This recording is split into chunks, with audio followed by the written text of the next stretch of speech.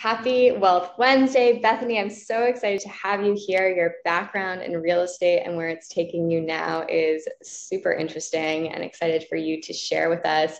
If you want to just kick us off with a bit of an intro about you and yourself. I've been working professionally for a bit over more than a decade in mostly the New York City space. I started my career in economic development and in clean energy, working for local government during the Bloomberg administration. Academically, my background is in public administration and urban planning. And so I was able to use that local government career to kind of kick off where I am today. From my time working in the city government, I was able to then transition into the nonprofit space where I first worked in the New York City Economic Development Corporation and then moved on to eventually run a small real estate group at the Downtown Brooklyn Partnership, which is a nonprofit focused on an area that has grown tremendously from the real estate perspective since it was rezoned in 2004. And so did a lot of work coordinating with developers and government at the same time was really my first introduction to working directly with the real estate and development community. And then I got to a point where I was really looking forward to being a decision maker myself. And so from there, I thus transitioned into a role as a project manager on the development team at RXR. And while at the company, was able to work in the city on 2 different ground up residential multifamily buildings, and then also spearheading some of the energy and sustainability efforts and project management on 550 Madison Avenue, which is a building that is about to launch and is landmarked right in the core of Midtown. What was your first ever investment and what got you started? I put a lot of thought into what the first investment was going to be. And it was actually investing early on in my 20s after I moved to New York in stock with Tesla. I was at the point where I was focused enough on energy and sustainability to know that it was the technology of electric vehicles was something that I believed in and thought was going to work. I also cared a lot about improving air quality. And so I wanted to invest in something that I believed in. It had to be symbolic for me. And so it's been a fun roller coaster of a stock to follow. And I love that it's lit the fire in the industry with other corporations like Ford, who've made some exciting announcements in the past year as well. And so how did you get into this space, into the real estate space?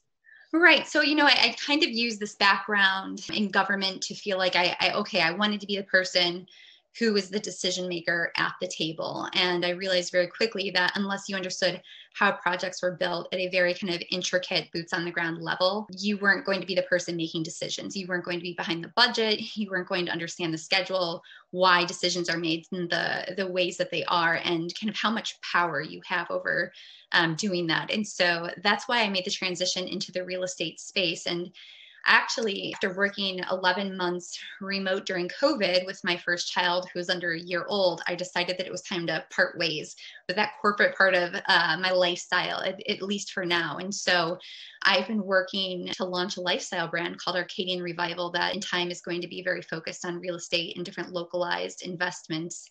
And so, doing something that works for me. And so that feels really good. What role you play in the wealth space and why you think it's important. Right. So the other professional occupation that I failed to mention so far that's keeping me busy these days is I've actually joined up with the faculty at Miami University and have built the curriculum around creating a real estate development course at the undergraduate level that I've been teaching this fall. So the role I think is very important is inspiring and empowering this next generation of decision makers who are going to have an impact on investments and on creating different types of spaces. The students that I have are a mix of both business and finance students. And then I also have planners and policy students and architects and designers in there as well. And so it's this really interesting meld where for the folks who are kind of planning or design focused, I'm giving them and empowering them with skills to be project managers and to manage budgets and to not feel intimidated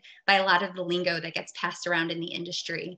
And then for those folks who have finance backgrounds, this is almost a course to help them enlighten them to think about the impact that they're making on communities and on the world as well.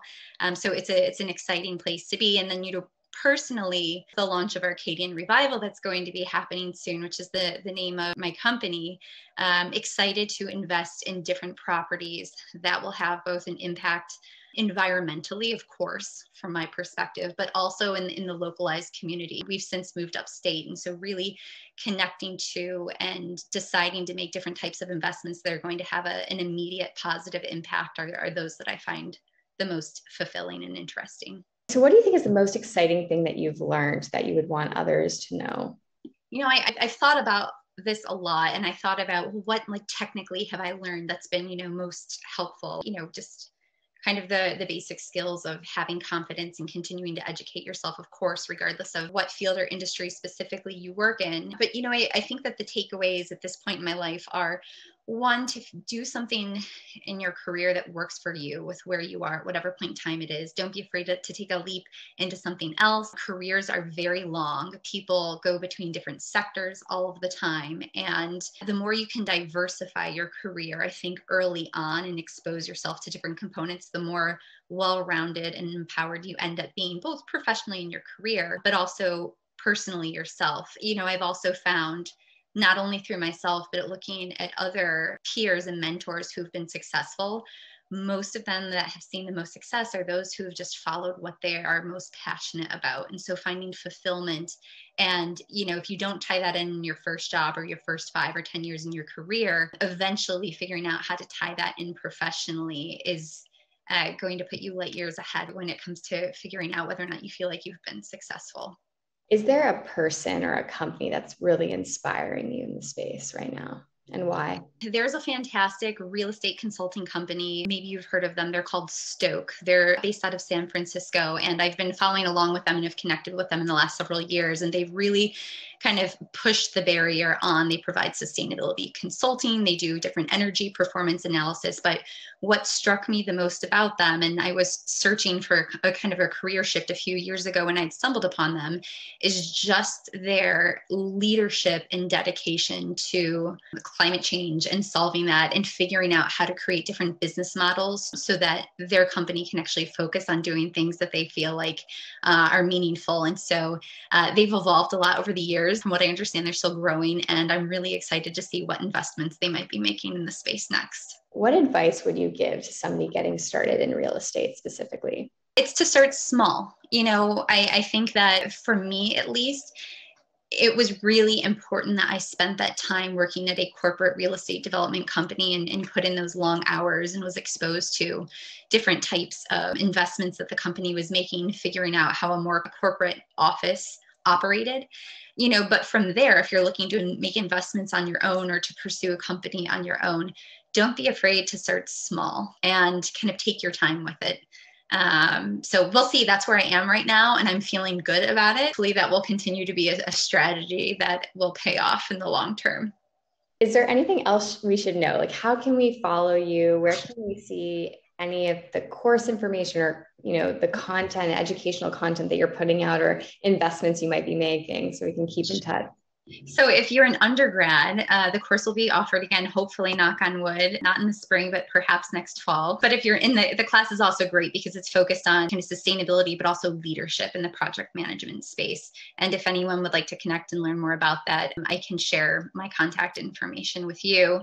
But look out in the coming months. I'm getting ready to launch Arcadian Revival, at least for now, online and on social media. Again, it's really just about building this brand and laying this foundation for something that's going to, take off in the future, something that's really at its core about embracing our relationship with the environment and with the communities in which we're living in. And I think that with the global climate crisis happening and a lot of folks' response to COVID, that the pulse of society is really kind of yearning for a lifestyle to create that works for themselves and where people can spend their time actually focused on what they value. So Arcadian Revival, look out for it. I'm not going to give you a date yet, but very soon. Such an inspiration. Well, we'll definitely be following along. And thank you for sharing your story and your wisdom and just being an inspirational face for women in real estate. Really Absolutely. So happy to be here.